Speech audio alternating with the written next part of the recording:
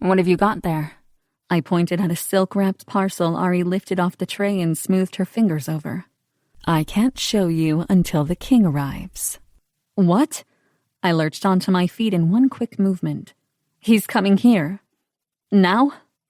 Well, these are his living quarters, she said as the elevator opened in the river room below. Then a moment later, Arrow strode toward me.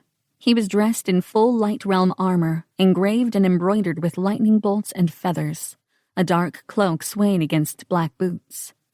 I remembered how that cloak had felt against my skin, the weight and texture of the fabric, the warmth, as if it had magically held onto his body heat. Thunder shook over the pavilion's roof, the sky flashing from azure to silver as though in response to his presence. I clenched my fist to hide my trembling as he swaggered into the pavilion and stopped beside the Saida. Leaf. He inclined his head in greeting. I have a present for you. My stomach clenched, fear convulsing the muscles of my throat. What did he mean by a gift? Whatever it was, I was certain I'd despise it. Ari lifted the cloth from her palm, revealing a neck cuff of overlapping layers of gold leaves encrusted with tiny green gemstones. Arrow picked it up, turning it over, and I noticed the back section was thin and curved, as if designed for comfort instead of security.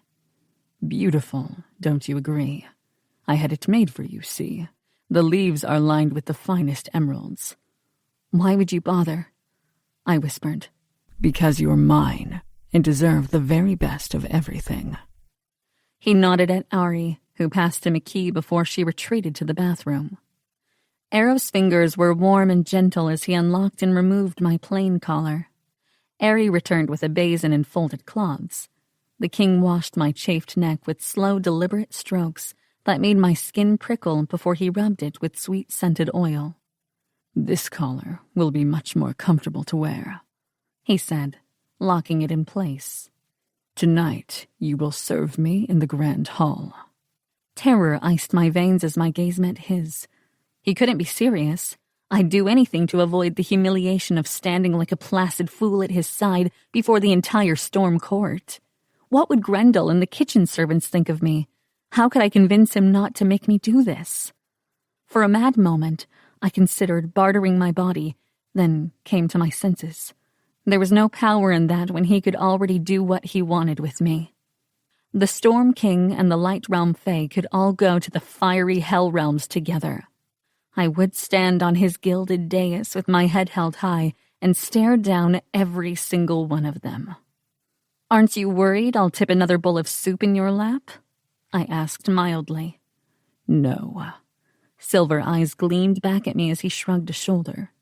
And if you did, I would punish you severely, now that I know what appalls you. He stroked the base of my throat, then nodded for Ari to attach the chain to my new collar. Don't worry, little leaf. In the court of storms and feathers, it is a great honor to serve a king. Oh, I was sure he thought so. But we would have to agree to disagree on the matter until the day he killed me or I escaped. Eventually one of us would get the upper hand, and I was determined it would be me. Prepare her well, he told Ari, turning with a flap of his cloak before thudding down the stairs and departing via the elevator. I sighed.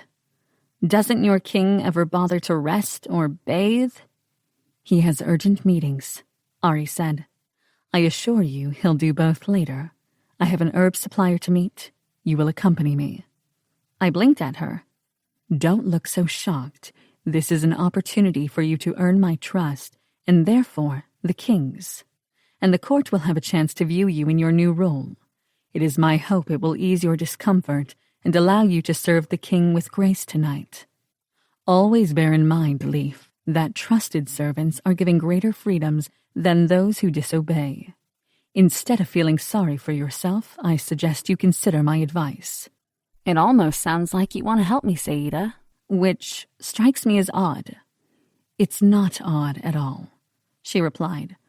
Once, I was very much like you, railing against my fate and lashing out in anger, making everything worse. But listen to me.